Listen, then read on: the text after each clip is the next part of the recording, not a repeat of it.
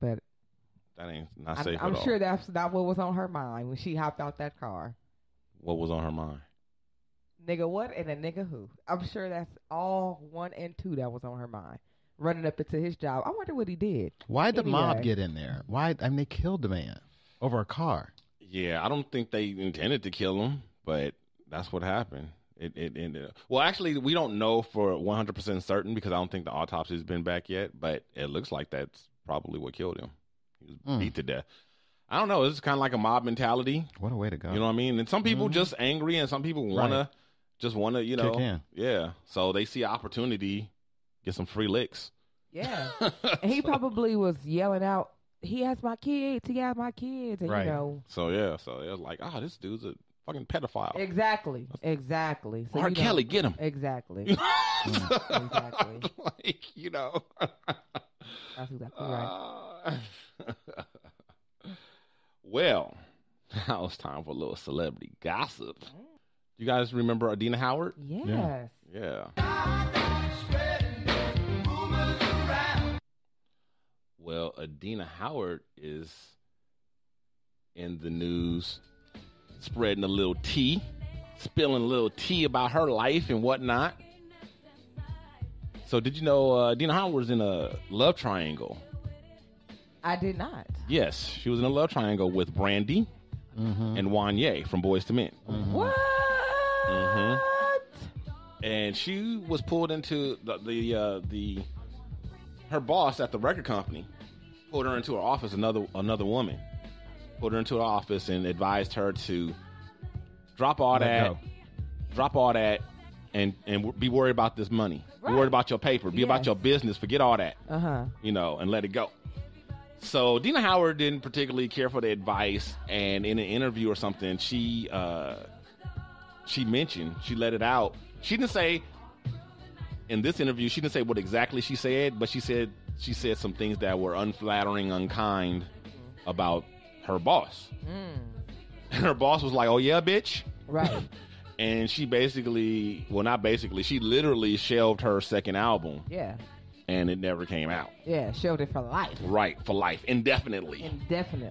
And Adina was like, well, you know, and it's right, and she should have. She's like, I was out of line. You know, that was, you don't mess with your money. And she's like, I probably would have did the same thing.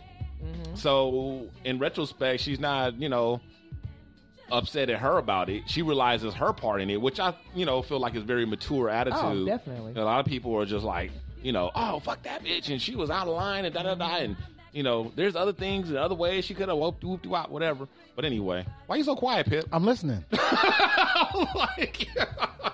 I'm just like, no, this makes sense. I see this playing out. So, yeah, that's stupid. And that's basically, she killed her own career over a dude that, you know, was not even all the way hers, or I don't know exactly who was dating who first or nothing. The boy is mine. I do know that that Brandy and Wanye didn't really last. Yeah, I know that much. I'm still can't wrap my brain fully around the record executive trying to get in my business. I kind of feel like I would have maybe done like Adina Howard did, to be like, okay, you know what? You need to be worried about the charts and not who I'm in bed with. I can see that. But at the same time, I could also see she's really young. She needs some guidance. And if she makes some wrong moves personally, it's going to affect business. You know what I mean? Sure. So, you know what I mean? So I could kind of see her kind of stepping in there. But she wasn't with nobody's husband. No, you know what I mean? No, she wasn't. I think that it probably went left when she made the public statements about the executive. Well, you know what else too? I think I left out something. I think before the executive stepped in, I think there was some stuff that was like starting to brew about the situation. Okay. And that's why she stepped in and kind of like, okay, we need to squash it. If I remember correctly, I think she did say there was some, you know. It was getting messy. Yeah, it was getting messy. If the executive pulled Adina Howard to the side and said, you know, whatever, and then Adina Howard said, you know, this is my business, mind your business, then that's one thing. But then don't go on the public and then be like, blast your executive, because then now she, you know. I've done that. That's not a good look. No. You've done that? You've blasted your boss in public? Mm-hmm. Wow. In the press. Oh, wow. Wow, he was bold. Check out Pip. Bad. Man. Well, you get to a certain Bad age. mother. I got to a certain age where I'm kind of like, you know what? I'm tired of people just doing whatever they want to do, and I can't tell the truth. Oh no, I'm just gonna tell the truth. Yeah. It wasn't always my best choice, best judgment. Sometimes you just need to sort of sit on it a minute, because the truth will like work itself out. Yeah. Yeah. So Adina Howard's not the only celebrity in the news. Of course, there's always celebrities in the news, but also Salt and Pepper. What? My favorite women. Salt and Pepper are being sued by Spinderella, no less. I'm surprised. Part of Salt and Pepper? Yes, that's the point. Yes. Yeah, and you know what? This shit is actually old. I was to say, I'm surprised this suit just now happened. Right. This has been going on for years, and I'm sick of Spinderella. She needs to sit her ass down somewhere. Disagree. I'm totally not on her side. Disagree. Okay. Well, let's hear it. What's your point of view? She's 1/3 of this group. Just because her name's not in the title, she's part of. She's a big part of their success. Yeah. Okay. Now this is Salt and Pepper's. That is exactly what Spinderella, purports. Salt and Pepper's position is that we founded this group before you. Yeah. There was a Spinderella before you. Yeah. We own the name Spinderella, and we hired you. You were a juvenile. We went to your mother and had to beg her so that you could go on tour with us, and she would sign permission because you were a kid. We were already established, and you worked for Salt and Pepper. You were not, a founding member of Salt and Pepper. You were not 1/3 of the group. You worked for us. And that's the position that they have, and that's the position that they have maintained all these years, and that's the problem, because Spinderella, just like you, feels like she's 1/3 of the group, she deserves 1/3 of the money, but that's not the way shit went down. So I'm with Spinderella on this one. Right, absolutely. When you think about Spinderella, you think about her, the Spinderella. I don't know no previous Spinderella, and they haven't hired no Spinderella after her. So as far as I'm concerned, no, there was a previous Spinderella. No, I'm saying I don't remember or know who the previous Spinderella was, and they haven't hired another Spinderella. What does that have to do with it? What I'm saying is that they're not rotating Spinderellas. It's not like it's a rotating position. It's been the same Spinderella since they've been famous. Since they've been famous. Okay.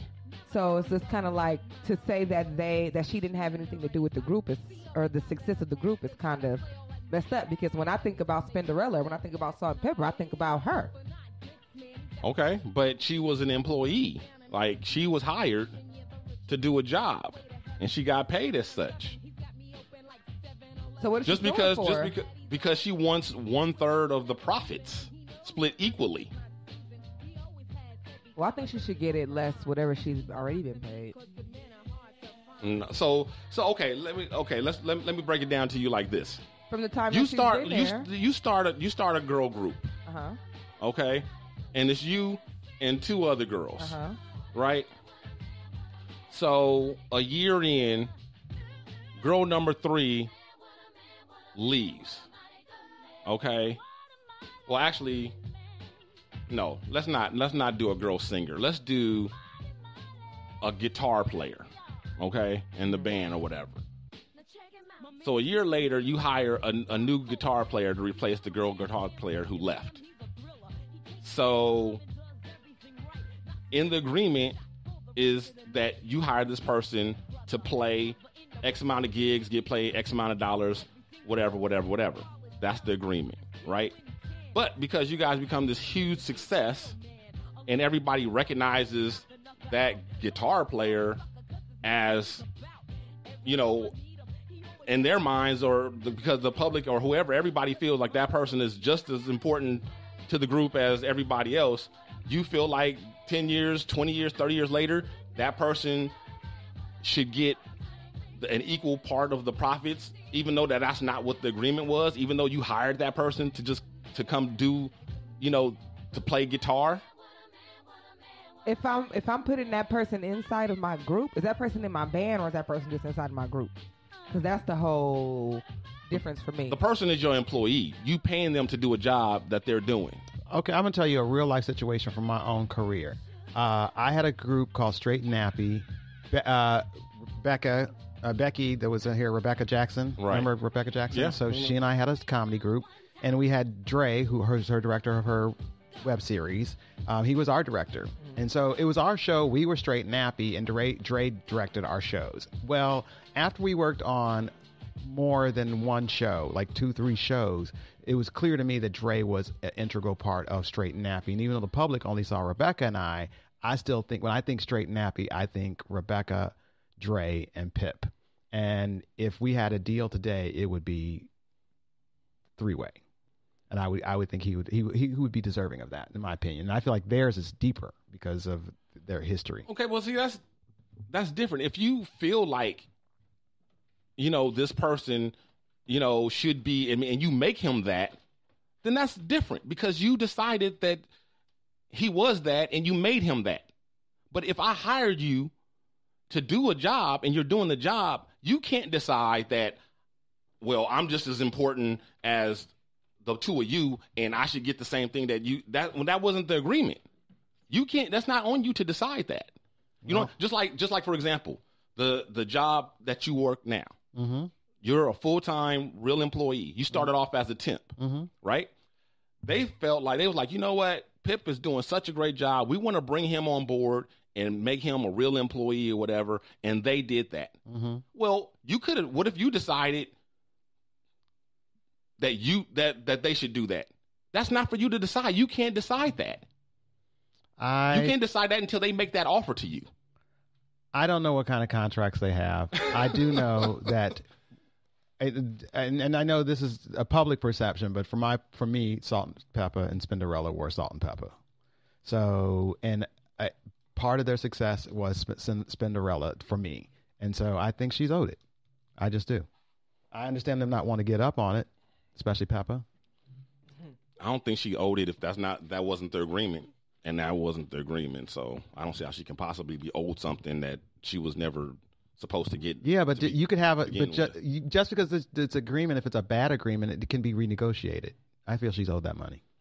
And that's the side that I'm coming in from. It's just like, but probably in the beginning, they were probably changing different DJs. But once they got Spinderella, they never changed from that Spinderella, regardless on if they had another one before. They never rotated them in and out. They didn't treat her like an employee. They treated her like a group member. She should get paid like a group member. Well, I can see when Shiznit show money start coming in, there's going to be some problems. Uh-oh. That's not funny. It's not, but it looks like that's going to be the problem. Well, I'm going to get my lawyer, Ivor Kamato, on this. ASAP. Oh, man. So we always talking about celebrities usually in a negative light, but sometimes, they're just people. Sometimes they're not always doing negative things, but that's how the news is. Aren't they always just people? Yeah, they're always just people. Not sometimes they're just people. What I mean is sometimes they're doing good things, sometimes they're doing bad things, but we tend to focus on the bad and the negative because that's how we are as a people. We sensationalize the negative stuff and all that. But here's a little something where Dave Chappelle is not coming off like an asshole or anything. Just a nice guy. Dave Chappelle, he's faced critics, he's faced hecklers, but last night on the streets of Hollywood, he had to face his worst nightmare. We got Dave Chappelle coming out of Bootsy Bellows. End of the night, Dave's got $200 bills with him. As we start shooting, there's a bunch of people around him. Not just any people, a rare assembly of post-club assassins. The Roses guy. Oh, come on, what you gotta say it like that? The Candy Kid. Candyman, come get some of this too. The Valet. I parked with Cardi someday. Well, you get in here too. And it happened all at once. You see this, I'm paying famous people tax. And I gotta talk to this TMZ who hangs out at parties, waits get drunk and is like, hey, what do you think about world peace? And it gets worse. Enter the hot fan. This girl runs up and goes, Dave, can I get a hug? I can't. Look, TMZ guy's here, and I don't want to make this. And I got $200 and you're hugging me. This looks bad. That's when Dave blew them all off and went to his car, is what we'd say if he wasn't such an awesome guy, because he dealt with everyone. Candy King gets $100. Give me the rubber one of the Candy. What are we going to do with that? Rose's guy gets $100. Give it to that lady right